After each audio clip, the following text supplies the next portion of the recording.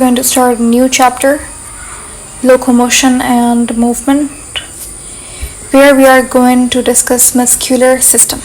सबसे पहले difference between movement and locomotion.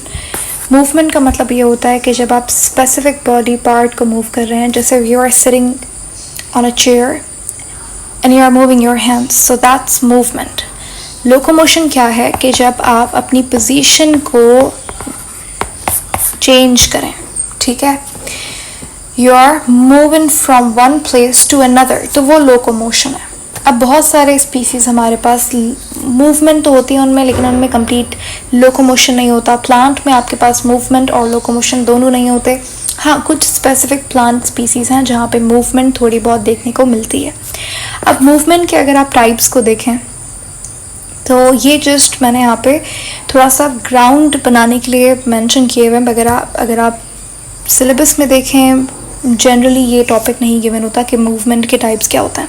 पर एनीवेज इंटरेस्टिंग है तो मैंने यहाँ पे ऐड कर दिया है. देखें, आपके पास डिफरेंट तरीके से डिफरेंट स्ट्रक्चर की मदद से मूवमेंट हो सकती है. सबसे पहले हम बात करेंगे अमेबॉइड मूवमेंट की. अमेबा में क्या होता है कि इस तरीके की साइटोप्लाज्म की प्रोजेक्शंस होती हैं, and these cytoplasmic projections are called as pseudopodia. Pseudo means false and podia means feet. तो इसकी वजह से जो मूवमेंट होगी, साइटोप्लाज्म मूव करता है तो सूडोपोडिया की वजह से जो मूवमेंट होती है वो अमेबॉइड मूवमेंट कहलाती है. ये अमीबा जो कि प्रोटोजोआ का मेंबर है, उसके अंदर अमेबॉइड मूवमेंट देखने को मिलती है. ये अमीबा का स्ट्रक्चर है, ठीक है. अच्छा, हमारे अंदर सेल्यूलर लेवल के ऊपर साइटोप्लाज्मिक स्ट्रीमिंग होती है, यानी कि साइटोप्लाज्म की मूवमेंट की वजह से सेल थोड़ा बहुत मूव करता है.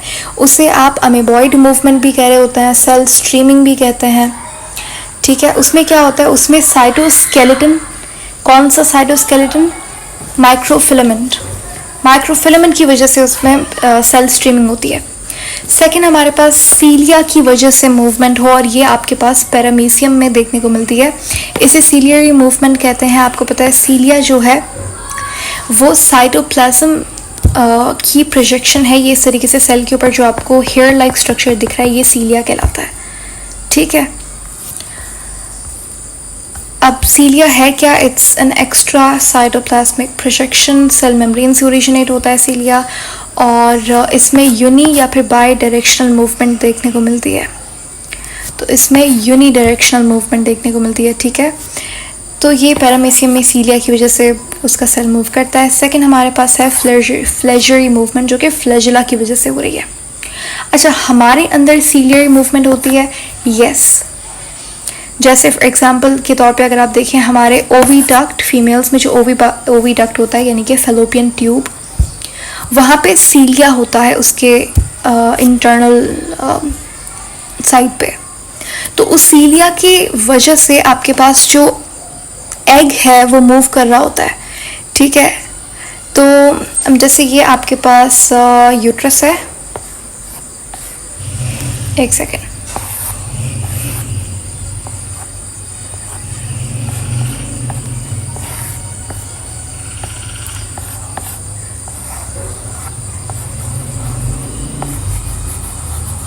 ठीक है. ये आप जो देख रहे हैं ये फैलोपियन ट्यूब है.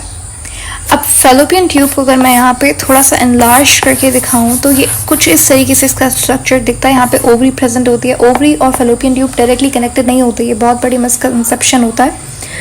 तो ये डायरेक्टली कनेक्टेड नहीं होते, लेकिन यहाँ पे आपके पास इस तरीके से इसका जो फिंगर लाइक प्रोजेक्शंस आप जो देख रहे हो, ये एंडिंग पे ये जो मैंने बनाया इसको फिमरी कहते हैं.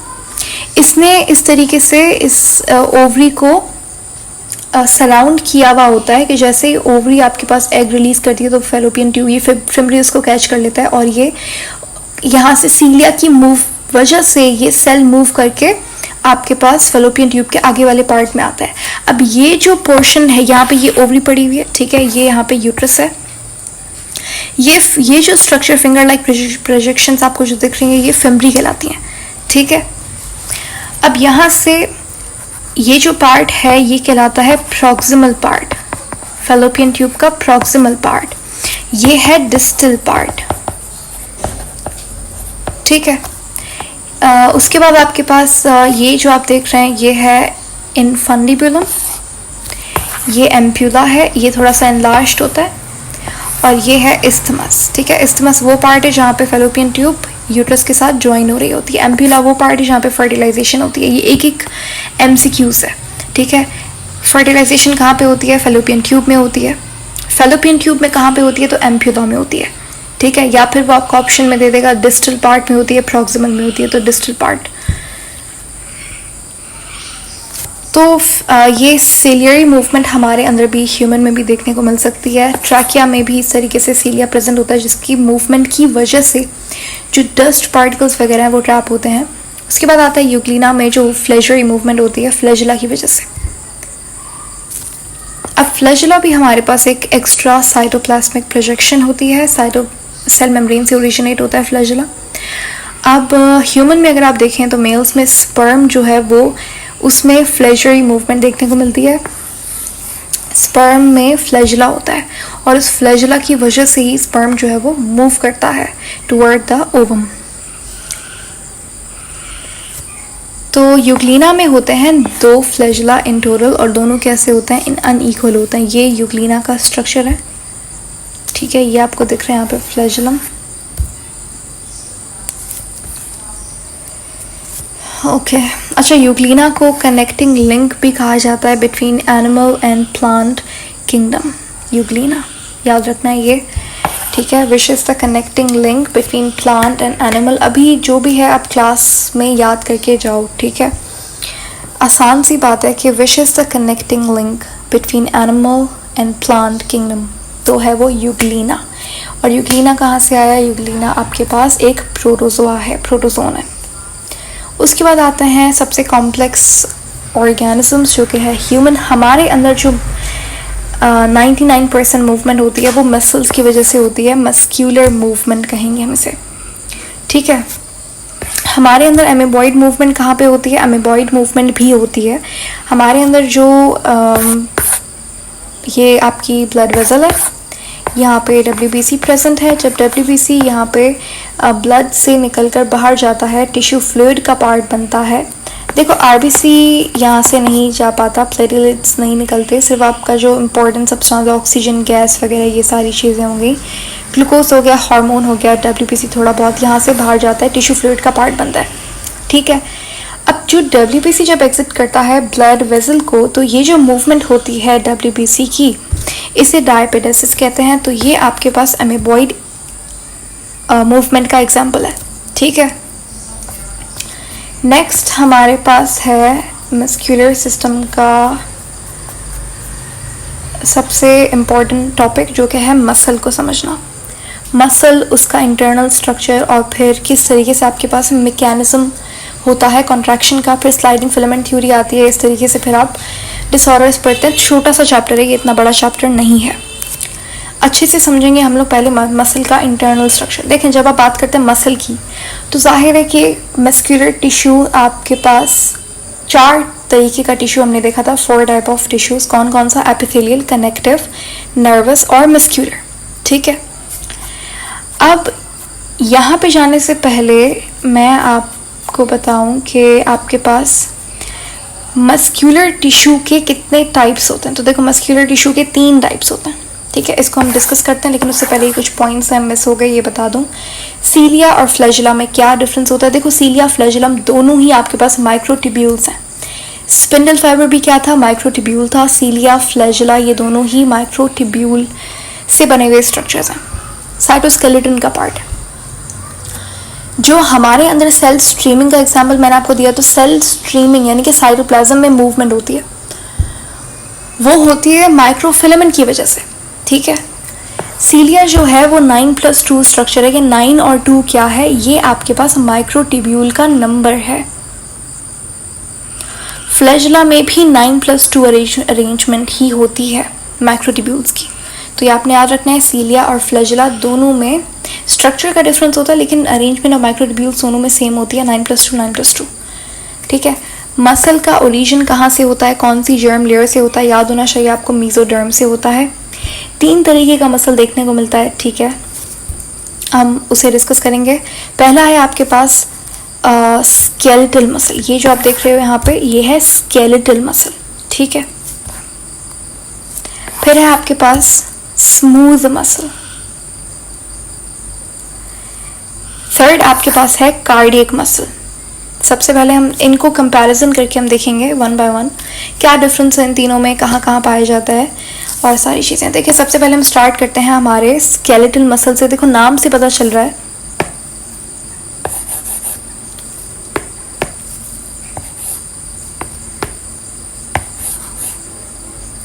स्केलेटल मसल वो मसल है जो अटैच्ड है आपके स्केलेटन से यानी कि बोन से, इसीलिए स्केलेटल मसल। फिर है smooth muscle. Smooth muscle present है आपके स्मूथ ऑर्गन्स जो कि बने हुए हैं स्मूथ मसल से, जिसको हम वेस्ट्रल या फिर इंटरनल ऑर्गन्स भी कहते हैं, यानी कि जितना भी आपके पास इंटरनल ऑर्गन है वो स्मूथ मसल से बना हुआ है। कार्डियक आपका मसल जो होता है, कार्डियक मसल वो हार्ट बनाता है। अब डिफरेंस क्या है तीनों में? देखो सबसे पहले तो आप बात करते हैं इनके फंक्शन वगैरह की, इनका नेचर की। तो जो स्केलेटल मसल है वो वॉलंटरी होता है इन नेचर। वॉलंटरी का मतलब क्या है कि जो आपके कंट्रोल में है, जो आपके इख्तियार में है, वो स्केलेटल मसल है। स्मूथ मसल आपके कंट्रोल में नहीं है तो इनवॉलंटरी नेचर है। कार्डियक मसल भी इनवॉलंटरी। ऐसा तो नहीं होता कि आप जो है वो कंट्रोल कर सकते हैं कि नहीं मेरा हार्ट तो 100 टाइम्स पर मिनट बीट करेगा, ऐसा नहीं हो सकता, ठीक है। नॉर्मल हार्ट बीट क्या होती है पर मिनट? 72 टाइम्स, ठीक है। या फिर आप ये कह सकते हो कार्डियक साइकिल कितनी होती है पर मिनट? तो 72 होती है, सही है। ऐसा तो नहीं है कोई अगर मैं अभी दिल चाहे तो उसको 100 कर दूं, नहीं, वो मेरे it's out of my control, तो वो इनवॉलंटरी चीज़ हो गई, ठीक है। आप अपने डाइजेस्टिव सिस्टम में जो पेरिस्टाल्सिस चल रहा है उसको कंट्रोल नहीं कर सकते, तो इनवॉलंटरी, क्योंकि जितना भी आपका इंटेस्टाइन स्टमक वगैरह है वो स्मूथ मसल से बना हुआ है जो कि इनवॉलंटरी मसल है। हाँ, मैं अपना हाथ अपने हिसाब से मूव कर सकती हूँ, ठीक है। इसी तरीके से अगर कोई डांस करना चाहे, कोई अपना बोलना चाहे, कोई स्पीच करना चाहे, lecture I am teaching you right now, अगर डांस कोई करना नहीं, वो हो गया।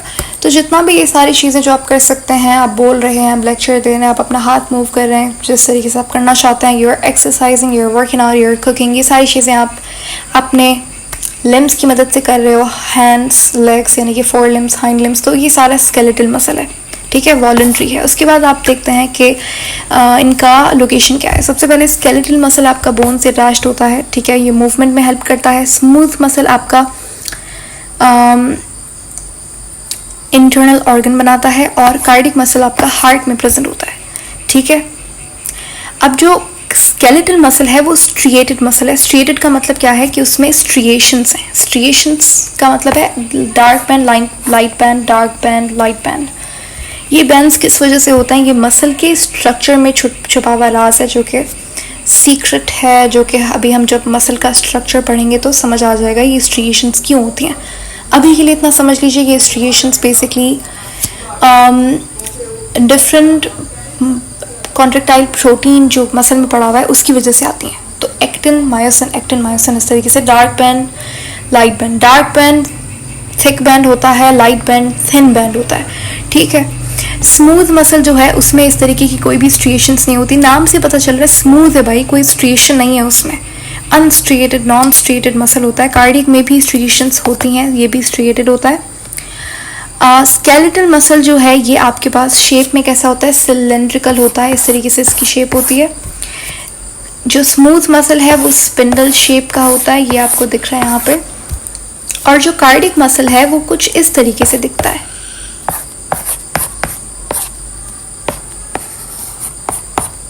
ये भी कैसा है? सिलेंड्रिकल है शेप में, लेकिन ये कैसा है? ब्रांच्ड है।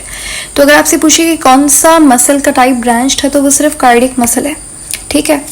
तो जो कार्डियक मसल होता है उसके में जो सेल्स होते हैं वो आपस में कनेक्टेड होते हैं, उनमें ब्रांचिंग हुई हुई होती है, इसे आप इंटरकैलेटेड डिस्क कहते हैं। तो ये मौजूद होता है कार्डियक मसल में। इंटरकैलेटेड डिस्क 2 तरीके जंक्शन से बनी हुई होती है, एक्स्ट्रा पॉइंट है, ठीक है। तो इंटरकैलेटेड डिस्क जो है वो 2 तरीके के जंक्शन से बनी हुई है। पहला आपके पास गैप जंक्शन जो कि साइटोप्लाज्म के दरमियान में होता है 2 सेल्स की, इससे मूवमेंट होती है, इससे कोऑर्डिनेशन होती है सेल्स के दरमियान में। दूसरा आपके पास डेस्मोसोम्स हैं। जैसे प्लांट सेल के दरमियान में क्या होता है, प्लाज्मोडेस्माटा होता है, साइटोप्लाज्मिक प्रोजेक्शंस या फिर आप कह सकते हो साइटोप्लाज्मिक जंक्शंस, वहाँ पे प्लाज्मोडेस्माटा होता है। एनिमल सेल में क्या होता है, डेस्मोसोम्स होता है। तो कार्डियक मसल में जो ब्रांचिंग हुई हुई है तो उसमें 2 जंक्शंस हैं। कलेक्टिवली आप उसे इंटरकैलेटेड डिस्क बोलते हैं। और कौन कौन से 2 जंक्शंस हैं, पहला गैप जंक्शन है, दूसरा डेस्मोसोम्स है। ठीक है, उसके बाद अगर आप न्यूक्लियस की बात करें, यहाँ पे मेंशन नहीं है, मैं बता रही हूँ कि आपके पास जो स्मूथ मसल है और जो स्केलेटल मसल है, ये दोनों कैसे होते हैं, यूनी न्यूक्लिएटेड होते हैं। इनमें एक न्यूक्लियस होता है, एक सेल में एक न्यूक्लियस। जबकि ये वाला जो है ये मल्टी न्यूक्लिएटेड होता है, इसमें आपको मल्टीपल न्यूक्लियसेस दिखेंगे। ओके, यहाँ पे लिखा हुआ है इसमें, अच्छा आई एम सॉरी, यहाँ पे स्केलेटल मसल में भी क्या होता है, ये मल्टी न्यूक्लिएटेड होता है। और जो उल्टा हो गया, सॉरी, यहाँ पे देखें, ये जो स्मूथ मसल है ये सिंगल यूनी न्यूक्लिएटेड होता है, ये स्केलेटल मसल जो है ये मल्टी न्यूक्लिएटेड होता है। और जो कार्डियक मसल है ये यूनी न्यूक्लिएटेड होता है, लेकिन कुछ बुक्स इसे बाई न्यूक्लिएटेड भी लिखती हैं। ठीक है, उसके बाद आपके पास यहाँ पे ये इनकी लोकेशन वगैरह लिखी हुई है, कहाँ कहाँ प्रेजेंट होता है, जो कि यहाँ पे रिपीट हुआ है, पॉइंट लिखा हुआ था, पहले बता दिया मैंने आपको। तो ये आपके पास टाइप्स ऑफ मसल्स हैं। ठीक है, नेक्स्ट हम बात करेंगे अब स्ट्रक्चर ऑफ मसल की। स्ट्रक्चर हम देखेंगे, आपने कोई भी मसल स्टडी करने के लिए ले लिया, अब हम उसका एनाटॉमिकल स्ट्रक्चर देखेंगे, यानी कि इंटरनल स्ट्रक्चर। अब जैसे ही आप मसल के अंदर की तरफ हम देखेंगे, जैसे मसल के अंदर जाएंगे हम स्टेप बाय स्टेप, तो उससे पहले आप देख लो कि बाहर कौन सी कवरिंग है, बाहर कौन सी लेयर है। तो मसल के आउटर सरफेस पे आपको कौन सी लेयर मिलेगी, एपीमाइसियम। इसका काम होता है मसल को प्रोटेक्ट करना। जैसे मेरे पास यहाँ पे स्केलेटल मसल है, ठीक है, तो इसके बाहर की तरफ आपको मिलेगी एपीमाइसियम। ठीक है, एपी यानी कि सबसे आउटर लेयर जो होगी, जैसे हार्ट पे आपको एपीकार्डियम मिलती है, वैसे ही एपीमाइसियम, माइसियम वर्ड मसल के लिए यूज़ किया जाता है। ये लेयर बनी हुई होती है डेंस इरेगुलर कनेक्टिव टिश्यू से। ठीक है, सीटी यहाँ पे शॉर्ट में लिखा है कनेक्टिव टिश्यू के लिए। तो डेंस इरेगुलर कनेक्टिव टिश्यू, यहाँ पे जस्ट आप इतना याद कर लीजिए कि भाई ये कनेक्टिव टिश्यू से बनी हुई है। ठीक है, now we are going inside the muscle. अब जैसे आपने देखा, अच्छा एपीमाइसियम है, हमने एपीमाइसियम को हटाया, उसके बाद हमने ट्रांसफर सेक्शन ले लिया मसल का। अब इसमें देखा कि इस तरीके से बंडल्स बने हुए हैं, ग्रुप ऑफ सेल्स बने हुए हैं। ठीक है, ये जो बंडल्स हैं, अब ये बंडल्स किससे बने हुए हैं, तो ये मसल सेल्स से बने हुए हैं। ठीक है भाई, टिश्यू है, मसल क्या है, एक तरीके का टिश्यू है। टिश्यू किससे बना हुआ होता है, सेल से बना हुआ होता है। ठीक है, अब कार्डियक टिश्यू है तो उसमें आपको कार्डियोमाइसियम मिलेगा, कार्डियोमायोसाइट मिलेगा, यानी कि कार्डियक टिश्यू का सेल मिलेगा। टिश्यू में सेल ही मिलता है ना, tissue is a group of similar sales. तो ये स्केलेटल समझ लो, ये आपके पास स्केलेटल मसल था, ऊपर एपीमाइसियम थी, हमने उसको हटाया, अब हमने इसको ट्रांसफर कट दे दिया मसल में। इंटरनल स्ट्रक्चर देखने लगे तो इसमें हमने देखा कि ये जो इस तरीके से मसल सेल्स जो हैं, जिनको मायोसाइट्स बोल दिया हमने, मसल सेल्स को हम क्या कहेंगे, myocyte. Myo is for muscle, cyte is for cell. तो मायोसाइट्स के इस तरीके से बंडल्स बने हुए हैं। ये बंडल्स को हमने नाम दे दिया फेसिकल। ठीक है, मसल बंडल्स या फिर फेसिकल्स। ठीक है, ये फेसिकल्स आपस में जुड़े हुए होते हैं कोलेजन कनेक्टिव टिश्यू से, जिसे फैशिया कहा जाता है। ठीक है, ये जो आप रेड कलर में यहाँ पे देख रहे हो, तो ये आपके पास क्या है, ये राउंड, ये मसल बंडल है या फिर फेसिकल है। तो फेसिकल जॉइंट होता है किससे, आपस में फेसिकल्स जॉइंट होते हैं कोलेजन कनेक्टिव टिश्यू से, फैशिया जिसको हम कहते हैं। ठीक है, तो फैशिया आपके पास क्या है, फेसिकल्स को जोड़ने वाला कोलेजन टिश्यू। उसके बाद हमने देखा कि फेसिकल जो है उसके ऊपर भी कनेक्टिव टिश्यू की लेयर है। ये कनेक्टिव टिश्यू, ये जो आपको वाइट कलर में दिख रही है, ये कनेक्टिव टिश्यू की लेयर कहलाती है पेरीमाइसियम। ये क्वेश्चन बहुत एग्जामिनर्स को अच्छा लगता है, तो ये बहुत बार पूछा गया है कि फेसिकल किससे कवर्ड होता है? तो फेसिकल जो है वो पेरीमाइसियम से कवर्ड होता है, ठीक है। अब हमने देखा, अच्छा हम देखना चाह रहे हैं कि फेसिकल के अंदर क्या है। तो जैसे ही आप फेसिकल के अंदर की बात करते हैं तो फेसिकल क्या है? बंडल, मसल बंडल है, ग्रुप ऑफ मसल सेल्स। तो फेसिकल के अंदर आपको क्या चीज़ मिलेगी? मायोसाइट्स मिलेंगे। मायोसाइट्स को मसल फाइबर भी कह सकते हैं, मसल सेल आप इसे कॉमन लैंग्वेज में आप इसे मसल सेल बोलेंगे, लेकिन मायोसाइट और मसल फाइबर ये याद करना इंपॉर्टेंट है। इसके ऊपर जो आपको ये, जैसे ये आपको ब्लू कलर में दिख रहा है, ये क्या है? ये मसल फाइबर है। तो अब ये मसल फाइबर बोल रहे हैं, यहाँ पे मसल सेल है, मायोसाइट है, ठीक है। अब मैं मायोसाइट कहूँगी, इसे समझ आएगा, मसल सेल की बात हो रही है। तो मायोसाइट ही ऊपर भी आपको इस तरीके से प्रोटेक्टिव लेयर दिखेगी। ये कनेक्टिव टिश्यू से नहीं बनी हुई होती, ये इरियोलर कनेक्टिव टिश्यू से बनी हुई होती है, मतलब डेंस इरेगुलर से नहीं, इरियोलर से है ये भी कनेक्टिव टिश्यू। तो ये है आपके पास एंडोमाइसियम, ठीक है। अब हमने एक मसल सेल को स्टडी करना है, क्योंकि जब आपको मैकेनिज्म समझना है तो आप एक मसल सेल को स्टडी करेंगे, उसमें क्या चीज़ें हो रही हैं जिससे मसल कॉन्ट्रैक्ट कर रहा है। तो एक मसल सेल का स्ट्रक्चर अब हम देखेंगे। अच्छा, एक और चीज़ यहाँ पे कि जो मसल सेल है उसमें आपके पास होते हैं मसल फाइब्रिल्स, या फिर आप उसे मायोफिलामेंट्स कहते हैं। इनमें प्रेजेंट होते हैं आपके पास डार्क बैंड, लाइट बैंड, जिसको आप ए बैंड और आई बैंड कह रहे होते हो, और इनमें, और ये किससे बने हुए होते हैं? ये कॉन्ट्रैक्टाइल प्रोटीन यानी कि एक्टिन मायोसिन से बने हुए होते हैं। अब कौन किससे बना हुआ है? ए बैंड में क्या है, आई बैंड में क्या है, वो हम अभी समझेंगे। यहाँ तक क्लियर हो गया? मैं इसको दोबारा से समराइज़ कर देती हूँ। आपके पास मसल है जो कवर्ड होता है एपीमाइसियम से। मसल के अंदर आपको दिखेंगे फेसिकल्स यानी कि मसल बंडल्स, यानी इसका मतलब ये है कि जो मसल सेल है myocyte, so group of myocytes is called as fascicle. और फेसिकल के ऊपर होती है पेरीमाइसियम की कवरिंग। फेसिकल्स आपस में ज्वाइंट होते हैं कोलेजन कनेक्टिव टिश्यू, जिसे आप फैशिया कहते हैं। मसल फाइबर को मायोसाइट को मसल फाइबर भी कह सकते हैं, मसल सेल भी कह सकते हैं। इसके ऊपर कवरिंग कौन सी होगी? एंडोमाइसियम की। मसल फाइबर के अंदर प्रेजेंट होता है आपका एक्टिन और myosin A band I band की फॉर्म में, ठीक है। तो मायोसाइट के अंदर आपको मिलेंगे फिलामेंट लाइक स्ट्रक्चर्स, उनमें ये ए बैंड आई बैंड होता है, ठीक है।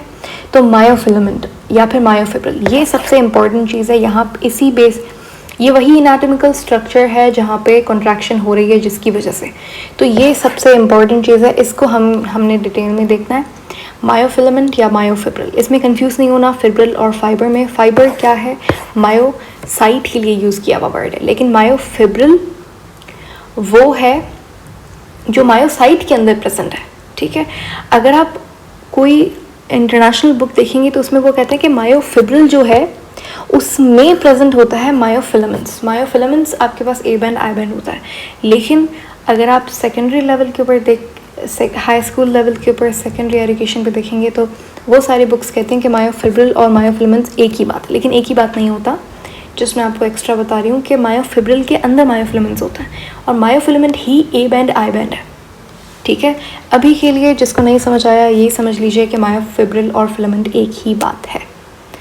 Okay, clear. अब आगे चलते हैं। यहाँ पे ये चीज़ें हम कवर कर चुके हैं, ठीक है। स्मूथ मसल, स्केलेटल मसल और कार्डियक मसल के दरमियान में डिफरेंस क्या था अभी हमने देखा, ठीक है, लास्ट जो क्लास थी उसमें।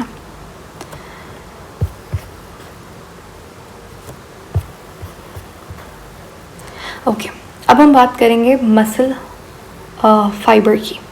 ये मसल फाइबर का मतलब मायोसाइट ही है। हमने एक मसल सेल उठा लिया, अब उस एक मसल सेल को हम स्टडी करने लगे हैं कि इसमें क्या चीज़ें होती हैं, किस तरीके से मायोफिब्रिल इसमें प्रेजेंट होता है। ये आपके पास पूरा एक क्या है, ये एक मसल फाइबर है या फिर मसल सेल या मायोसाइट है। इसमें प्रेजेंट है क्या, ये जो आपको दिख रहे हैं सिलेंड्रिकल स्ट्रक्चर्स, ये मायोफिब्रिल है जिसे मायोफिलामेंट हमने कहा, ठीक है। इसमें प्रेजेंट है क्या, ये लाइट ये डार्क, ये लाइट ये डार्क बैंड, जिसको ए बैंड आई बैंड कहेंगे, ठीक है। यहाँ पे प्रेजेंट है आपके पास एक्टिन और मायोसिन, जो कि कॉन्ट्रैक्टाइल प्रोटीन्स हैं, कॉन्ट्रैक्शन करवाते हैं। ठीक हो गया।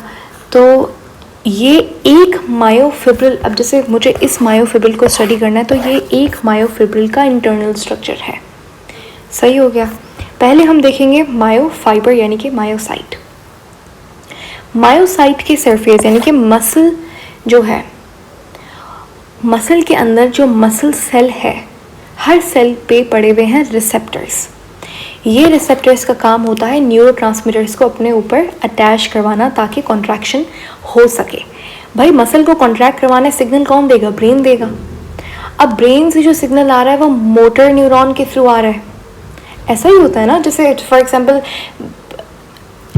स्किन में जो रिसेप्टर पड़ा हुआ है, जैसे मर्कल सेल्स पड़े हुए हैं, ठीक है, समझ लो आपके हाथ पे कोई कॉकरोच बैठ गया, वो जो सिग्नल है आपके टच रिसेप्टर से जाएगा ब्रेन के पास, सेंसरी न्यूरॉन लेकर जाएगा वो सिग्नल ब्रेन के पास। अब ब्रेन सिग्नल देगा हाथ को कि इसको हटाना है, ठीक है। ये मेमोरी में हमारे ये था कि नहीं, cockroach is not a good enough thing, तो हम लोग इसे हटाएंगे अब हाथ से। तो वो जो सिग्नल ब्रेन से आ रहा है दोबारा से आपके सेंसरी ऑर्गन्स के पास, तो वो मोटर न्यूरॉन्स लेकर आ रहे हैं। तो ब्रेन से सिग्नल कौन लेकर आ रहा है? Motor neuron. इसी तरीके से कॉन्ट्रैक्शन करवानी है तो अब जैसे हाथ को हिलाना है आपने तो तभी वो कॉकरोच हटेगा। तो वो अब मसल, जो हाथ के मसल्स हैं उनमें कॉन्ट्रैक्शन करवाएंगे तभी तो वो हाथ मूव होगा। स्केलेटल मसल को कॉन्ट्रैक्ट करवाना है तो अब ब्रेन सिग्नल दे रहा है मोटर न्यूरॉन से, ठीक है। तो अब ये न्यूरॉन जो है, ये मसल है, ये न्यूरॉन है, ठीक है। मसल और न्यूरॉन के दरमियान में जो आपको साइनेप्स जो स्पेस दिखता है, इसको आप मोटर एंड प्लेट कहेंगे। क्या कहेंगे? Motor end plate. इसको आप न्यूरो मस्कुलर जंक्शन भी कह सकते हैं। अब जो मोस्ट कॉमन आपके पास न्यूरोट्रांसमीटर यानी कि केमिकल होता है, न्यूरोट्रांसमीटर क्या है? वो केमिकल जो कि कॉन्ट्रैक्शन करवाएगा, तो वो आपके पास कॉमनली होता है एसिटाइल कोलिन, ठीक है। अब एसिटाइल कोलिन आके इन रिसेप्टर्स के ऊपर बैठ जाएगा और ये रिसेप्टर्स सिग्नल देंगे कि भाई कॉन्ट्रैक्शन करवानी है। तो ये रिसेप्टर्स का काम क्या होता है? न्यूरोट्रांसमीटर रिसेप्टर्स होते हैं, यहाँ पे न्यूरोट्रांसमीटर आके अटैच होगा। अब बाहर और क्या चीज़ें हैं? ये जो आपको इस तरीके से डिप्रेशन दिख रही है मायोसाइट के अंदर, ये होती हैं टी टिब्यूल्स। टी का मतलब क्या है? ट्रांसवर्स। टी टिब्यूल्स का काम क्या है? ये क्वेश्चन भी पूछा जाता है कि आपके पास जो डिप्रेशंस होती हैं मायोसाइट में वो क्या कहलाती हैं? वो टी टिब्यूल्स कहलाती हैं। इनका काम क्या है? इनका फंक्शन क्या है? फंक्शन ये है कि जो आपके पास यहाँ पे सार्कोप्लाज्मिक रेटिकुलम पड़ा हुआ है, कैल्शियम पड़ा हुआ है, तो जो मायोसाइट में कैल्शियम एंटर करता है, ठीक है, वो टी टिब्यूल से आ रहा होता है। तो टी टिब्यूल्स आपके पास स्पेशल पाथवे है जिससे कॉन्ट्रैक्शन का सिग्नल आप कह सकते हैं उसकी एफिशिएंसी इंक्रीज़ होती है। कैल्शियम का जो ट्रांसपोर्ट है वो इंक्रीज़ होता है टी टिब्यूल से, ठीक है। और क्योंकि मसल सेल है तो इसमें आपको क्या मिलेगा? एंडोप्लाज्मिक रेटिकुलम भी मिलेगी। तो मसल की जो एंडोप्लाज्मिक रेटिकुलम होती है, स्पेशली जो RER रफ एंडोप्लाज्मिक रेटिकुलम जो कि प्रोटीन बनाती है, वो कहलाती है सार्कोप्लाज्मिक रेटिकुलम। एक ही बात है, सिर्फ नाम दूसरा रख दिया, ठीक है। सॉरी, RER नहीं, SER यानी कि स्मूथ एंडोप्लाज्मिक रेटिकुलम, वो सार्कोप्लाज्मिक रेटिकुलम कहलाती है। सार्को वर्ड मसल के लिए यूज़ होता है। अब SER इतनी डेवलप्ड क्यों होती है मसल में? पहली बात डेवलप्ड होती है SER of smooth muscle, skeletal muscle, cardiac muscle, जितना भी मसल है, मसल टिश्यू का SER डेवलप्ड होती है क्योंकि SER का काम क्या होता है? कैल्शियम स्टोरेज करवाना। मसल कॉन्ट्रैक्शन के लिए कैल्शियम आयंस बहुत इंपॉर्टेंट होता है। कैल्शियम एंटर होगा तभी आपके पास क्या होगा? कॉन्ट्रैक्शन होगी, ठीक है। इसके पीछे मैकेनिज्म क्या है वो अभी हम बाद में डिस्कस करेंगे। अभी हम स्ट्रक्चर क्लियर कर रहे हैं कि कौन सी चीज़ कहाँ पे, स्ट्रक्चर क्या है, ठीक है। तो ये आपके पास जो SER होती है मसल की, याद रखिएगा, वो एडवांस्ड होती है, डेवलप्ड होती है as compare to other cells. तो सार्कोप्लाज्मिक रेटिकुलम कहा जाता है ER ऑफ मसल फाइबर को, उसके बाद आप जो ये प्लाज्मा मेम्ब्रेन, जैसे ज़ाहिर है सेल है तो उसके ऊपर प्लाज्मा मेम्ब्रेन या सेल मेम्ब्रेन होगी, तो मसल की जो प्लाज्मा मेम्ब्रेन है उसे सार्कोलेमा कहा जाता है। लेमा इज़ फॉर मेम्ब्रेन, ठीक है, सार्कोलेमा आप इसे कहेंगे। और जो साइटोप्लाज्म है, सेल है तो साइटोप्लाज्म होगा, तो cytoplasm of muscle cell is called as sarcoplasma, sarcoplasm आप कह सकते हो उसे, ठीक हो गया। अब ये मसल सेल जो है इसके ऊपर सार्कोलेमा के ऊपर एंडोमाइसियम प्रेजेंट होती है, ठीक है। अब मसल फाइबर में आपके पास प्रेजेंट हैं क्या, इस तरीके से मायोफिब्रिल्स, ठीक है, मायोफिब्रिल्स।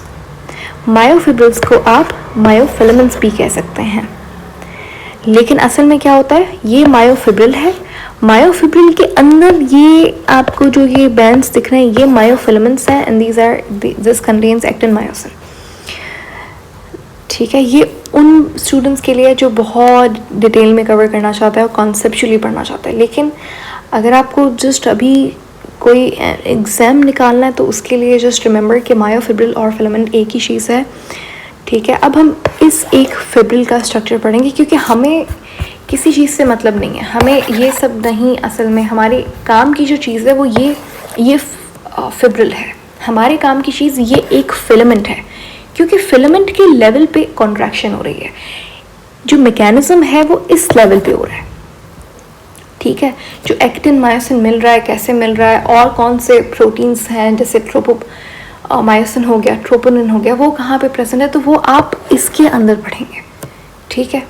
चलें हम स्टार्ट करते हैं। तो अब समझ आ गया कि दोबारा से रिपीट समरी आ जाती है, आपके पास मसल है, मसल के ऊपर एपीमाइसियम है, मसल के अंदर प्रेजेंट है ग्रुप ऑफ मसल सेल्स जिन्हें फेसिकल कहा जाता है, जिसके ऊपर पेरीमाइसियम प्रेजेंट है। फिर इन फेसिकल्स में है आपका मायोसाइट या फिर मायोफाइबर, उसके ऊपर है एंडोमाइसियम। मायोफाइबर के अंदर हमने देखा अभी ये मायोफाइबर है, इसमें प्रेजेंट है क्या, ये रहा मायोफिब्रिल, और जिसे आप मायोफिलामेंट कह सकते हैं। अब मायोफिलामेंट जो है उसमें सार्कोमेयर प्रेजेंट है। अब सार्कोमेयर क्या है वो अभी हम देखेंगे। यहाँ तक क्लियर हो गया? Sorry, okay. सो अभी हम मायोफिब्रिल देखेंगे।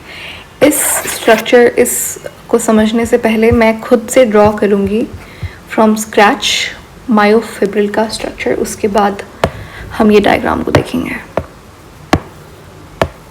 ओके, चलें यहाँ देख लेते हैं।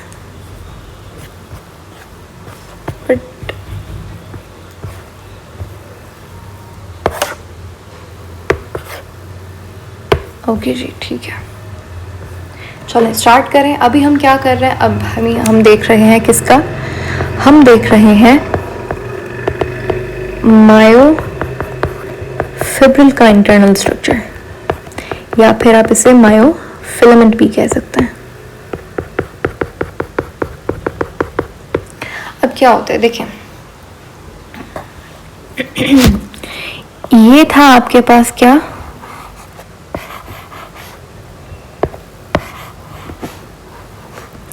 ये है आपके पास एक मसल सेल यानी कि मायोसाइट या फिर मायोफाइबर कह लो, एक ही बात है। इसमें प्रेजेंट है इस तरीके से मायोफिब्रिल। मैंने मैग्नीफाई करके देखना है इसमें क्या चीज प्रेजेंट है।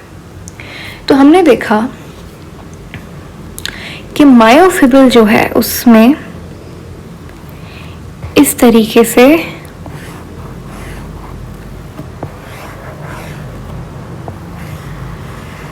कुछ बहुत थिक फिलामेंट्स पड़े हुए थे, कुछ बहुत थिक फिलामेंट्स पड़े हुए थे, ठीक है। आई नीड सम स्पेस, तो इसको हम थोड़ा सा छोटा करके बनाएंगे, और we need to remove all of this.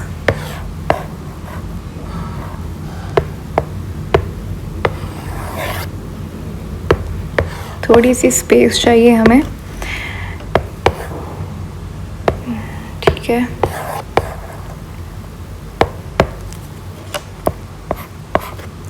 Okay, हमने जैसे मायोफिब्रिल को देखा, आप ध्यान से देखें, ये आपके पास प्रेजेंट है क्या,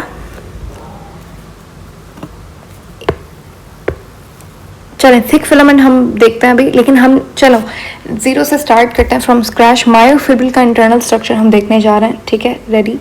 अब यहाँ पे आपके पास सबसे पहले प्रेजेंट है पूरा जो मायोफिब्रिल है, जो पूरा फिलामेंट है, जो क्या है, पूरा फिलामेंट है, उसको हमने डिवाइड कर दिया कुछ छोटे छोटे पार्ट्स में ताकि हमें उसे स्टडी करने में, नेम नॉमेनक्लेचर करने में आसानी हो। तो हमने क्या किया, हमने इस तरीके से पूरा जो एक मसल जो ये मायोफिलामेंट था, हमने उसको छोटे छोटे पार्ट्स में डिवाइड कर दिया, कुछ ऐसा इमेजिनरी लाइंस बना के। इन लाइंस को हमने नाम दे दिया जी लाइन, ठीक है, क्या बोलेंगे इसे, जी लाइन, जेड लाइन, जी लाइन, जो भी आप बोलना चाहें। अब ये जो दो जी, ये भी जी लाइन है। ऐसा क्यों किया, ऐसा इसलिए किया ताकि हमें उसका स्ट्रक्चर वगैरह स्टडी करने में आसानी हो, ठीक है। अब ये जो दो जी लाइंस हैं, इनके दरमियान में जो आपको स्पेस दिख रही है, ये स्पेस, इसको हमने नाम दे दिया क्या, इसको हमने नाम दे दिया सार्कोमेयर का।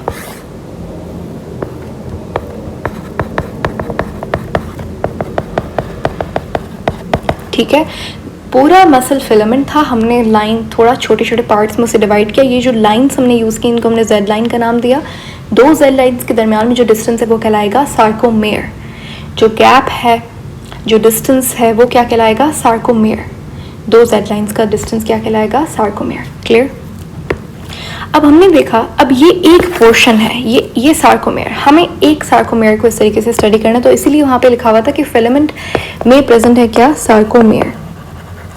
और सार्कोमेयर आपके पास क्या है, सार्कोमेयर आपके पास फंक्शनल यूनिट ऑफ कॉन्ट्रैक्शन भी कहलाता है। इसी की वजह से आपके पास कॉन्ट्रैक्शन हो रही है, ठीक है, इस छोटे से पार्ट में कॉन्ट्रैक्शन हो रही है, इस लेवल पे कॉन्ट्रैक्शन हो रही है। तो इसीलिए आप कहेंगे जो फिलामेंट है वो स्ट्रक्चरल यूनिट ऑफ कॉन्ट्रैक्शन है, ठीक है, लेकिन सार्कोमेयर क्या है, ये फंक्शनल यूनिट ऑफ कॉन्ट्रैक्शन है, ठीक है। इसको आप अपने पास नोट डाउन कर सकते हैं, ये जो पॉइंट्स मैंने अभी कहे हैं।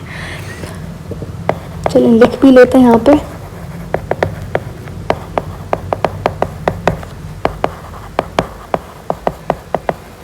और फिलामेंट क्या है, ये है एनाटॉमिकल स्ट्रक्चर, सार्कोमेयर है, ये है structural unit of contraction.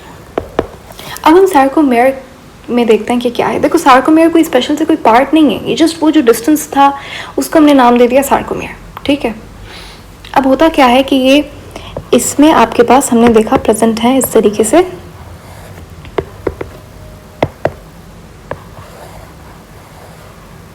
Thick band,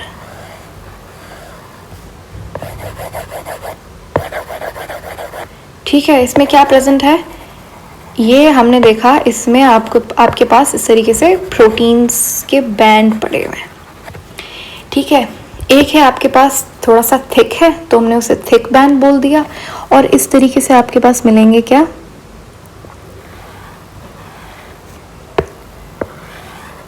thin band.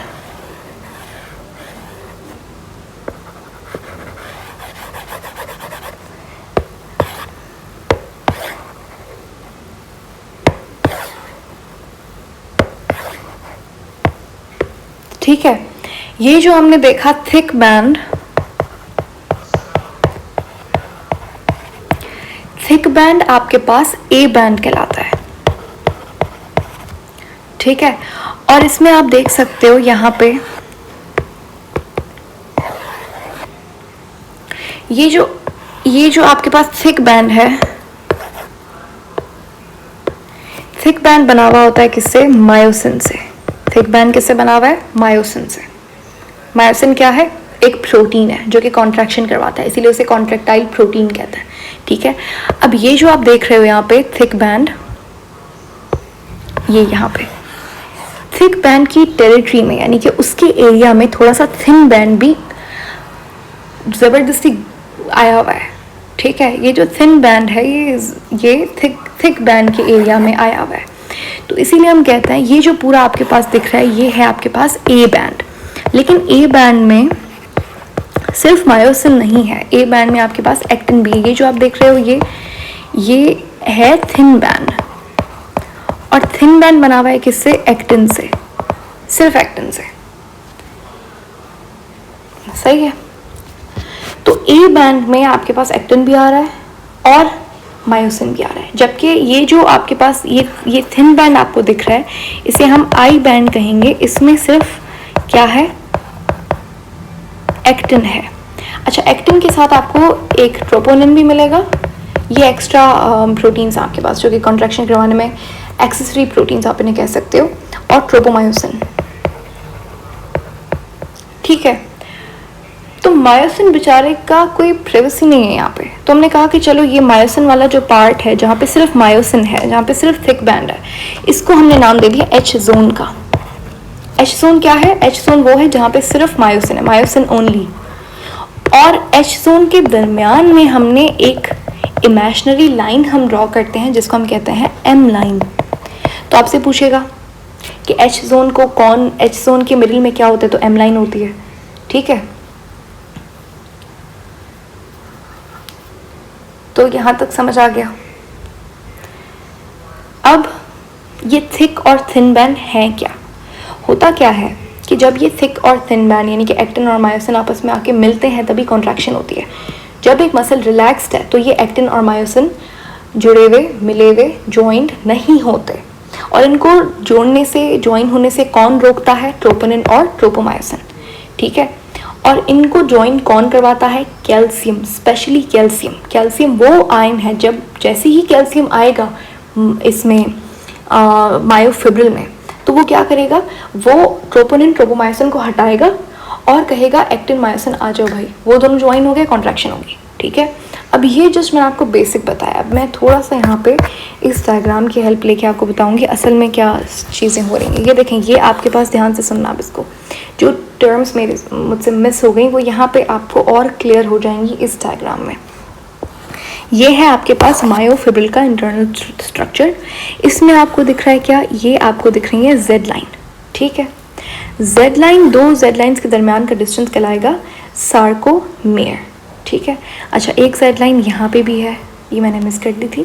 तो ये आपके पास दो जेड लाइन के दरमियान का डिस्टेंस क्या है? सार्कोमेयर है। ठीक है, अब ये जो ग्रीन में आपको दिख रहा है ये है मायोसिन। मायोसिन हमेशा इस तरीके से होता है, इसमें दो चेन्स होती हैं मायोसिन में। ठीक है, और एक्टिन बेचारा इस तरीके से थिन बैंड होता है। ठीक है, तो ये मायोसिन है ये वाला, और ये एक्टिन है। सही है, अब होता क्या है, ये जो आप देख रहे हैं पूरा जो मायोसिन का बैंड है उसको जब मैं काउंट करूंगी तो उसे हम कहेंगे ए बैंड। क्या कहेंगे? A band. पूरा मायोसिन का जो फिलामेंट है यहाँ से लेकर यहाँ तक, ये जब मैं काउंट करूंगी तो ये ए बैंड कहलाएगा। ठीक है, ए बैंड को ही आप थिक बैंड कहते हैं, ए बैंड को ही आप डार्क बैंड कहते हैं, सारी एक ही चीज़ है। लेकिन मसला ये है कि ये देखो, ये जो पूरा है मायोसिन वाला, इसमें थोड़ा सा एक्टिन भी तो आया हुआ है। तो इसका मतलब आपने याद रखना है कि ए बैंड जो है उसमें एक्टिन और मायोसिन दोनों आते हैं। ठीक है, ओके। उसके बाद अभी जो शॉर्ट में लिखा हुआ है इसको भी भूल जाएं। उसके बाद आप देखें, ये जो है आपका, ये सिर्फ एक्टिन, जहाँ पे सिर्फ एक्टिन आया हुआ है, इसमें हम ऐसा नहीं करते कि हम ये काउंट कर रहे हैं पूरा एक्टिन, नहीं।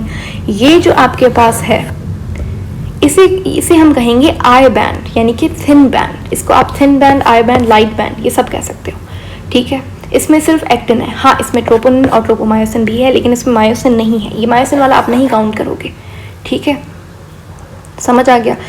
तो देखो, सार्कोमेयर जो है, अब आपसे पूछेगा सार्कोमेयर में क्या क्या चीज़ें आ रही हैं। तो सार्कोमेयर में आपके पास हाफ एक्टिन आ रहा है। ये देखो, ये हाफ एक्टिन आ गया, एक पूरा मायोसिन आ रहा है, और दोबारा से हाफ एक्टिन आ रहा है एक सार्कोमेयर में। एक सार्कोमेयर में क्या चीज़ आ रही है? Half actin plus 1 myosin plus half actin. ये मैंने हाफ मिलकर एक 1 नहीं लिख सकते हम एक्टिन, नहीं, क्योंकि देखो ये एक्टिन अलग है, ये एक्टिन फिलामेंट अलग है। ठीक है, यहाँ पे हाफ आ रहा है और यहाँ पे हाफ आ रहा है, और ये पूरा मायोसिन आ गया आपके पास। ठीक है, क्लियर हो गया स्ट्रक्चर? कोई चीज़ आपने याद नहीं करनी, बस सार्कोमेयर है, दो जेड लाइन के दरमियान का डिस्टेंस। मायोसिन क्या है? कॉन्ट्रैक्टाइल प्रोटीन है, उसके बैंड को हम ए बैंड कहेंगे, लेकिन उसमें थोड़ा सा एक्टिन भी आया हुआ है। तो A band, thick band, dark band. ठीक है, थिक क्यों बोला है? क्योंकि स्ट्रक्चर उसका as compare to actin thick है। डार्क इसलिए कहा है क्योंकि देखो हमने पढ़ा था स्ट्रिएशन, स्मूथ मसल में स्ट्रिएशन नहीं होती, स्केलेटल मसल में स्ट्रिएशंस होती हैं। स्ट्रिएशन का मतलब क्या है, dark band light band, dark band light, इसकी वजह से ही स्ट्रिएशंस आती हैं, ठीक है। और ए बैंड क्या है, ए बैंड का मतलब है एन आइसोट्रोपिक, आई बैंड का मतलब क्या है, आइसोट्रोपिक। आइसोट्रोपिक यानी कि वो पूरा लाइट को एब्जॉर्ब कर सकता है या रिफ्लेक्ट कर सकता है, ठीक है, जबकि आई बैंड जो है वो एन आइसोट्रोपिक होता है। ठीक हो गया। अब अगर मुझे जानना है कि सिर्फ और सिर्फ मायोसिन हो, तो वो जो सिर्फ और सिर्फ मायोसिन वाला जोन है वो कहलाएगा एच जोन, जहाँ पे हमने मायोसिन को प्राइवेसी दे दी कि भाई सिर्फ यहाँ पे मायोसिन होगा, तो ये एच जोन कहलाता है। एच जोन के दरमियान में आपके पास होती है M line, this is the structure of myofibril. ये शायद सारी चीज़ें जो दो तीन नाम है ये आपको याद करना है। दोबारा से लिखा हुआ है सार्कोमेर क्या है, हाफ आई, एक ए और हाफ आई। आई क्या है, थिन बैंड या लाइट बैंड जहाँ पे एक्टिन है। डार्केस्ट बैंड आपके पास कौन सा होता है, सबसे डार्केस्ट बैंड कौन सा है, सबसे डार्केस्ट बैंड आपके पास वो है जहाँ पे एक्टिन मायोसिन दोनों हैं, तो इसका मतलब ए बैंड, ठीक है। उसके बाद डार्क बैंड कौन होता है, उसके बाद है आपका एम लाइन जहाँ पे सिर्फ मायोसिन है, उसके बाद है आपका आई बैंड जहाँ पे सिर्फ एक्टिन प्रेजेंट है, ठीक है। Centre of I band, I band का सेंटर क्या है, ये बहुत अच्छा क्वेश्चन है जो मैंने अभी नहीं बताया आपको। तो आई बैंड का सेंटर क्या है आपके पास, जी लाइन, ठीक है। ये मैंने यहाँ पे इस तरीके से जैसे बनाया हुआ है तो आपको शायद लगे कि आई बैंड तो यहाँ तक ख़त्म हो रहा है, ठीक है, लेकिन असल में क्या होता है, अगर यहाँ पे मैं आपको एक बना हुआ दिखाती हूँ स्ट्रक्चर, उसमें आपको और भी अच्छे से क्लियर होगा कि ये जो आई बैंड होता है ये पूरा एक्टिन होता है, ठीक है, और क्लियर आपको हो जाएगा। ये जस्ट मैंने समझाने के लिए आपको दिखाया हुआ है कि ये एक्टिन है क्योंकि इसमें सिर्फ ये आई बैंड है क्योंकि इसमें सिर्फ एक्टिन आ रहा है, लेकिन असल में पूरा जो एक्टिन होगा वो आई बैंड में काउंट होता है, ठीक है। तो इसको हम देखते हैं, मायोफिब्रिल को एक बार और आप देख लें, लेकिन आपको ये पता होना चाहिए कि आई बैंड का सेंटर कौन है, जेड लाइन, ये आई बैंड है, ये जेड लाइन इसका सेंटर है। उसके बाद structural and functional unit of muscle कौन है, सार्कोमेयर है, ठीक है।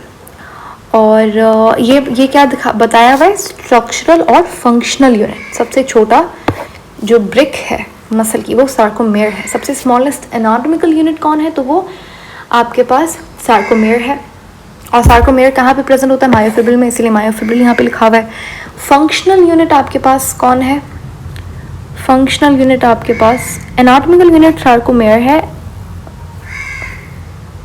एक सेकेंड, ओके, यहाँ पे थोड़ा सा हम एडिट कर लेंगे। सार्कोमेयर जो है ना वो फंक्शनल यूनिट है, functional unit of contraction, not anatomical unit. Anatomical unit कौन है, myofibril. Anatomical unit structural unit एक ही बात है, तो structural unit anatomical unit filament है और फंक्शनल यूनिट जो है वो सार्कोमेयर है। ये थोड़ा सा एडिट कर लीजिएगा प्लीज़। अब हम आते हैं कि किस तरीके से अब मैकेनिज्म शुरू है। अभी तक हमने स्ट्रक्चर देखा, अब मैकेनिज्म, अब हम मसल कॉन्ट्रैक्शन के मैकेनिज्म को देखेंगे। कॉन्ट्रैक्शन होती कैसे, कॉन्ट्रैक्शन, मसल कॉन्ट्रैक्ट तब करेगा जब आपके पास एक्टिन और मायोसिन मिलेंगे, ज्वाइन होंगे, ठीक है। वहाँ पे हम स्लाइडिंग फिलामेंट थ्योरी पढ़ेंगे और किस तरीके से आपके पास मायोसिन हेड पे आके एक्टिन अटैच होता है। देखें, अगर आप पहले स्ट्रक्चर को देखते हैं कि एक्टिन और मायोसिन दोनों कॉन्ट्रैक्टाइल प्रोटीन का स्ट्रक्चर कैसा होता है। एक्टिन जो है वो थिन बैंड बना रहा होता है और मायोसिन जो है वो थिक बैंड यानी कि ए बैंड। एक्टिन का मोनोमर क्या होता है, जी एक्टिन, या फिर आप उसे ग्लोब्यूलर एक्टिन भी कह सकते हो, और इसका पॉलीमर कहलाएगा फिलामेंटस एक्टिन, ठीक है। इसके जो मोनोमर्स होते हैं वो ज्वाइंट होते हैं मैग्नीशियम आयन से। अगर आप एक्टिन का स्ट्रक्चर देखें तो ये जो आपको इस तरीके से दिख रहा है, ये जो दो चेन्स आपको दिख रही हैं, स्नेक लाइक दो चेन्स, ये मायोसिन है, ठीक है। और यहाँ पे आपको, अच्छा सॉरी, ये एक्टिन है, ठीक है। और एक्टिन पे आपको जो ये रेड कलर में दिख रहा है, ये वो जगह है जहाँ पे मायोसिन आके अटैच होगा, इसीलिए हम इसे कहते हैं मायोसिन बाइंडिंग साइट, ठीक है। और ये जो दो स्नेक लाइक स्ट्रक्चर्स आप देख रहे हो, ये आगे वाला हेड है, ठीक है, और ये चेन है पीछे वाली, टेल जिसे आप क्या कहोगे, तो ये मायोसिन का स्ट्रक्चर है। मायोसिन में अगर आप देखें तो ये एक पीछे की तरफ लॉन्ग टेल या फिर लॉन्ग चेन है, उसके बाद ये हेड है, हेड पे होती है एक्टिन बाइंडिंग साइट और हेड पे आपके पास एटीपी बाइंडिंग साइट प्रेजेंट होती है, ठीक है। और यहाँ पे जो आप ये स्ट्रक्चर देख रहे हो ये क्रॉस आर्म कहलाता है। मायोसिन का मोनोमर है मीरोमायोसिन और इसका पॉलीमर मायोसिन कहलाता है। तो ये आपको याद रखना है, एक्टिन का मोनोमर क्या है, ग्लोब्यूलर एक्टिन, और पॉलीमर कहलाएगा फिलामेंटस एक्टिन।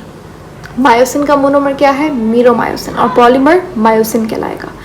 अब होता क्या है कि आपके पास जैसे ही कैल्शियम आता है मसल में, कैल्शियम कैसे आएगा, कैल्शियम को कब, SCR को कब पता लगेगा कि अब भाई कैल्शियम रिलीज करना है, तो देखो ये आपके पास न्यूरॉन है, ये मसल है, मसल के ऊपर हमने बड़ा रिसेप्टर पड़े हुए होते हैं, यहाँ से एसिटाइल कोई आया, ये इन रिसेप्टर्स के ऊपर आके बैठा, ठीक है। जैसे ही रिसेप्टर्स को सिग्नल मिला कॉन्ट्रैक्शन का, तो ये जो टी टिब्यूल्स हमने देखा था ऊपर, आप देख रहे थे इस तरीके की डिप्रेशंस बनी हुई थी, उन्हें टी टिब्यूल्स लिखा हुआ था वहाँ पे, ट्रांसफर्स टिब्यूल्स। यहाँ से आपके पास ये जो सिग्नल है ये आपके मसल सेल में आता है। जैसे ही मसल सेल को सिग्नल मिलेगा कॉन्ट्रैक्शन का, तो वहाँ पे आपके पास SCR कैल्शियम रिलीज करना शुरू कर देती हैं।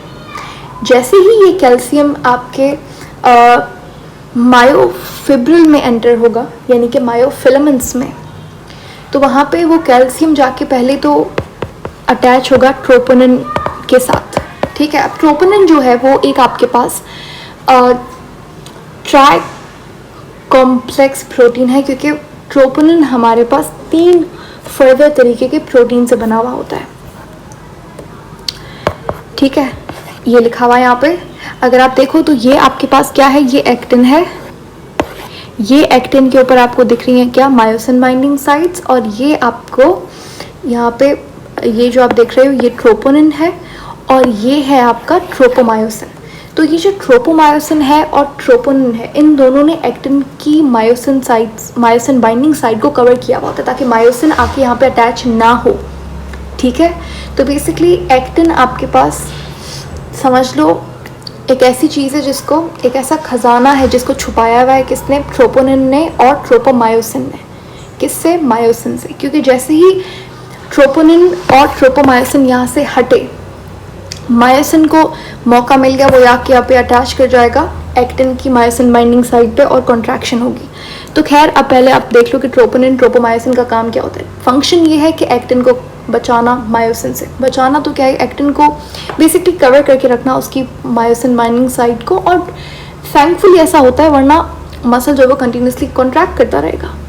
तो होता क्या है, जो ट्रोपोनिन है आपके पास वो ट्राइमेरिक प्रोटीन है, तो ये एक कॉम्प्लेक्स है, मसल प्रोटीन कॉम्प्लेक्स क्यों बोला, क्योंकि ट्राइमेरिक प्रोटीन है, 3 तरीके का आपको फर्दर प्रोटीन मिलता है ट्रोपोनिन में, ट्रोपोनिन I, ट्रोपोनिन T और ट्रोपोनिन C वाला जो है वो ट्रोपोनिन C वो है जिसके साथ कैल्शियम आके अटैच होता है। होता क्या है, इसको स्टोरी की तरह समझो।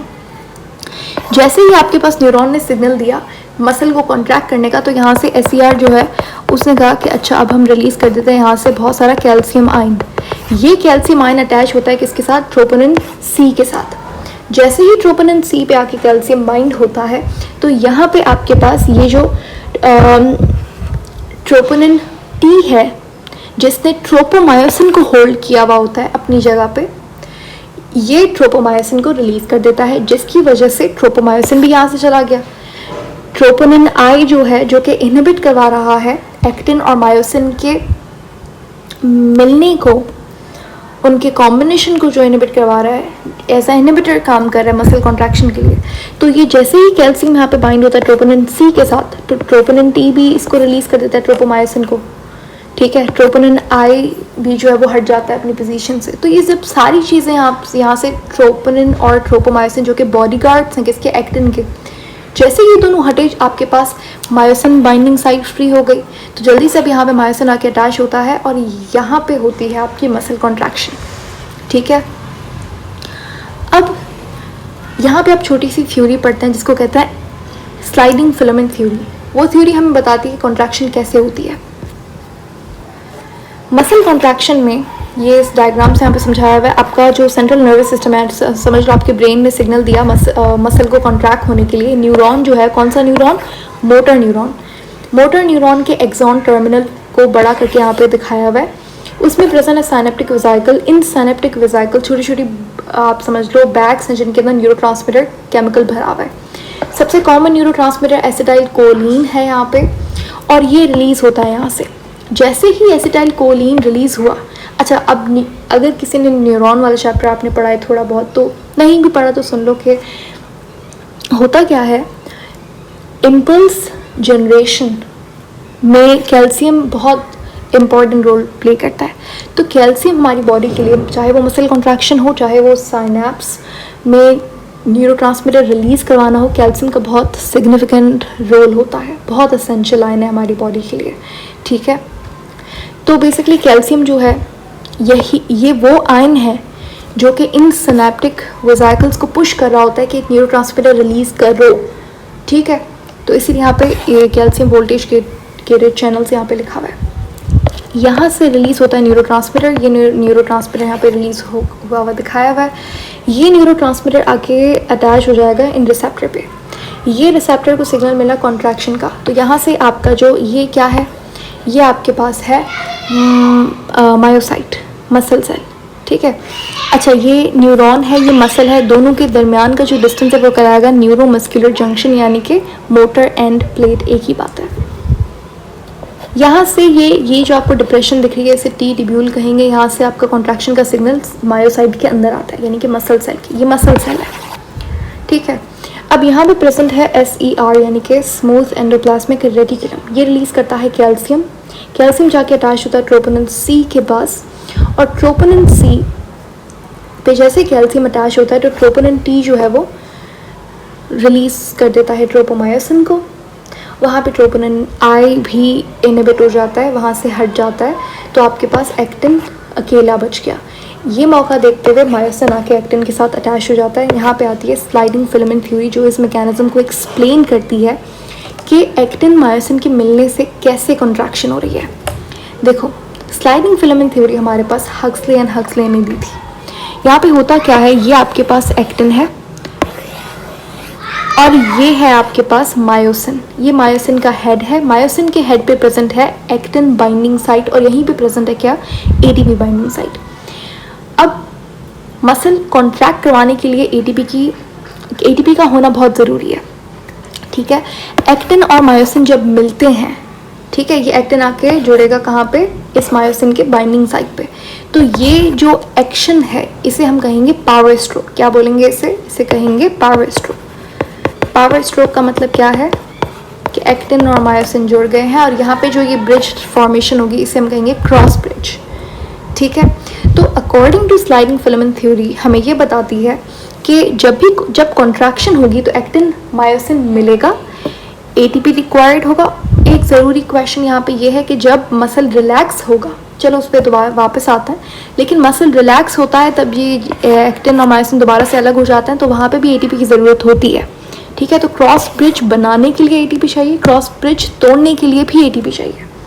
ठीक है, ATP का जो मेन पर्पस है आपके पास मसल कॉन्ट्रैक्शन में, वो क्रॉस ब्रिज ब्रेक करने के लिए होता है।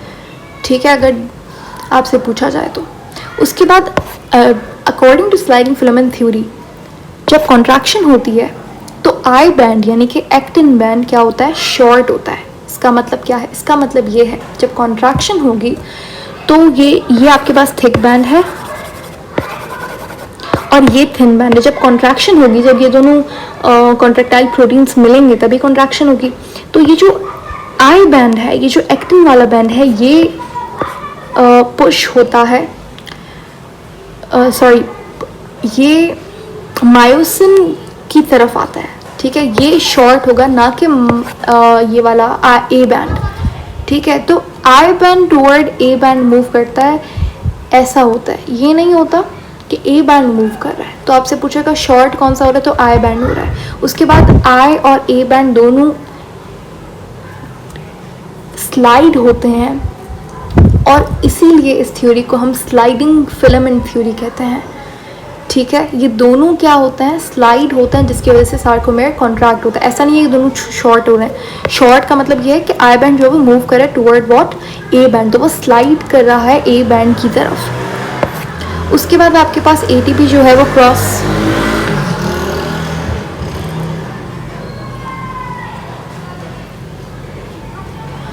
I am sorry for the background, ATP जो है वो क्रॉस ब्रिज को ब्रेक करने के लिए इस्तेमाल किया जाता है, और बाइंडिंग ऑफ एक्टिन और मायोसिन एक्शन, ये कहलाता है पावर स्ट्रोक। अब जब मसल कॉन्ट्रैक्ट होता है तो इससे जो चीज़ें हो रही थी मसल कॉन्ट्रैक्शन में, उसका ऑपोजिट होगा। जैसे कि एसिटाइल कोलिन वहाँ पे रिलीज हुआ था, यहाँ पे क्या होगा, एसिटाइल कोलिन एस्टरेज नाम का एंजाइम दोबारा से एसिटाइल कोलिन को एब्जॉर्ब कर लेगा और उसे साइनेप्टिक वेसिकल्स में भेज दिया जाता है, या तो वो वहाँ से एंजाइम तोड़ देगा एसिटाइल कोलिन को। ठीक है, तो वहाँ से क्या हो रहा है, न्यूरोट्रांसमीटर रीअब्जॉर्ब हो रहा है। जैसे ही न्यूरोट्रांसमीटर रीअब्जॉर्ब हुआ, एसिटाइल कोलिन वहाँ पे नहीं है, कॉन्ट्रैक्शन का सिग्नल बंद हो गया। जैसे ही कॉन्ट्रैक्शन का सिग्नल बंद हुआ, जो कैल्शियम है वो SCR रिलीज़ करना बंद कर देगा। जब कैल्शियम रिलीज़ होना बंद हो जाएगा तो ट्रोपोनिन और ट्रोपोमायोसिन दोनों आ जाएंगे और वो रिकंसील का मतलब क्या है, आप कह सकते हो दोबारा से एक्टिन को कवर कर लेंगे। कंसील यानी कि छुपाना होता है। तो कॉन्ट्रैक्शन में क्या होता है, क्या क्या चीज़ें होती हैं, आपका जो ए बैंड है, ए बैंड किससे बना हुआ है, मायोसिन से, वो कांस्टेंट रहता है, वो शॉर्टन नहीं होगा। जबकि जो आई बैंड है उसकी लेंथ क्या होती है, डिक्रीज होती है। जो एच जोन है जहाँ पे सिर्फ मायोसिन पड़ा हुआ है वो डिक्रीज, अब यहाँ पे एच जोन डिक्रीज होता है। ए बैंड जो है वो कांस्टेंट इसलिए लिखा हुआ है क्योंकि आई बैंड क्या होता है, शॉर्टन होता है। एच जोन जो है एक और आपके पास हमारी बुक्स में नहीं पढ़ाया जाता, लेकिन एक और बैंड होता है जिसका नाम आई थिंक ओ है, तो वो इंक्रीज हो रहा होता है जिसकी, और ये जो आई बैंड है ये डिक्रीज हो रहा होता है। तो इस वजह से ऑलमोस्ट ये दोनों एक दूसरे को कैंसिल करके ए बैंड जो है वो कांस्टेंट रह रहा है। यहाँ पे थोड़ा सा कंफ्यूजिंग है, आई नो। तो यहाँ पे एक चीज़ आपने जो याद रखनी है वो ये है कि आई बैंड जो है वो डिक्रीज हो रहा है, दैट्स इट। सार्कोमेयर डिक्रीज हो रहा है, ठीक है। ओ बैंड यहाँ पे जो लिखा हुआ है ये रहा, इसको अभी हम इस लेवल पे नहीं देखेंगे। जैसे आपने याद रखना है आई बैंड जो वो डिक्रीज हो रहा है, सार्कोमेयर भी लेंथ में डिक्रीज होगा। उसके बाद आपके पास आते हैं बाकी सारी टर्म्स। ये लास्ट टॉपिक है मसल वाले चैप्टर का। तो आपके पास एक कॉन्सेप्ट होता है एंटागोनिस्ट मसल्स का, जिसका मतलब क्या है कि एक मसल जब कॉन्ट्रैक्ट करेगी दूसरी क्या करेगी, रिलैक्स करेगी। जैसे आपके पास बाइसेप्स जो हैं जिन्हें फ्लेक्सर कहा जाता है, और ट्राइसेप क्या है, एक्सटेंडर। तो एक जब क्या करती है, रिलैक्स करती है, दूसरी कॉन्ट्रैक्ट करेगी। तो ये ऑपोजिट तरीके से काम करते हैं। इसी तरीके से एंटागोनिस्ट मसल का दूसरा एग्जाम्पल क्या है, नी जॉइंट। नी जॉइंट में आपके पास प्रेजेंट होता है दो तरीके के मसल्स, मेजर मसल्स। एक है हैमस्ट्रिंग और दूसरा है क्वाड्रिसेप्स। हैमस्ट्रिंग फ्लेक्सर होता है, क्वाड्रिसेप एक्सटेंडर होता है। ये जो हैमस्ट्रिंग मसल है ये 3 मसल से बना हुआ होता है, क्वाड्रिसेप 4 से बना हुआ होता है। तो जब ये एक कॉन्ट्रैक्ट करेगा तो ये दूसरा वाला रिलैक्स करेगा। उसके बाद टर्म आती है फटीग की। फटीग का मतलब क्या है, जब एनएरोबिकली बॉडी रेस्पायर करती है तो उस केस में बॉडी मसल में क्या होता है, लैक्टिक एसिड की अकोमोडेशन हो जाती है, वो एक्यूमुलेट होना शुरू हो जाता है। तो उस वजह से टांगों में फिर जब आप बहुत दिनों बाद एक्सरसाइज कर रहे होते, वर्कआउट कर रहे होते, तो यू स्टार्ट फीलिंग पेन, तो वो फटीग, मसल फटीग होता है, उसे मसल फटीग कहेंगे। उसका रीज़न होता है लैक्टिक एसिड एक्यूमुलेशन। और ये होता क्यों है, जब आप एनएरोबिकली रिस्पायर कर रहे होते तो आपकी बॉडी, आपका जो मसल है वो ग्लूकोज को बहुत रैपिडली तोड़ता है, तो ऑक्सीजन की सफिशेंटली बॉडी को नहीं मिल रही होती, तो वो एरोबिकली नहीं रिस्पायर कर पाता, एनएरोबिकली करता है। तो आपके पास फर्मेंटेशन होती है, लैक्टिक एसिड फर्मेंटेशन मसल में, और इसके रिजल्ट में लैक्टिक एसिड बनता है जो कि पेन कॉज करता है, फटीग कॉज करता है मसल में। और आहिस्ता आहिस्ता वो पेन फिर कुछ दिनों बाद ख़त्म हो जाता है, क्योंकि लैक्टिक एसिड जो है वो ब्रेक डाउन करती है आपकी बॉडी। कैसे ब्रेक डाउन करती है, लैक्टिक एसिड जाता है लिवर में और वहाँ पे ये डिटॉक्सिफाई हो जाता है, ठीक है। उसके बाद आपके पास जैसे ब्लड में प्रेजेंट होता है हीमोग्लोबिन, वैसे ही मसल में पिगमेंट क्या कहलाता है, मायोग्लोबिन। तो एक हीमोग्लोबिन कितने ऑक्सीजन के मॉलिक्यूल्स से ज्वाइन होता है, 4 मॉलिक्यूल्स ऑफ ऑक्सीजन के। एक मायोग्लोबिन जो है वो एक मॉलिक्यूल ऑफ ऑक्सीजन से ही उसको ही अकोमोडेट कर सकता है, जबकि इसकी एफिनिटी ऑक्सीजन के लिए ज़्यादा है एज़ कम्पेयर टू हीमोग्लोबिन, ठीक है। जो रेड मसल है वहाँ इसका वो जो रेड कलर आ रहा है वो मायोग्लोबिन से आ रहा है, तो इसका मतलब कि उस मसल में मायोग्लोबिन की प्रेजेंस ज़्यादा है, तो उसमें माइटोकॉन्ड्रिया ज़्यादा होता है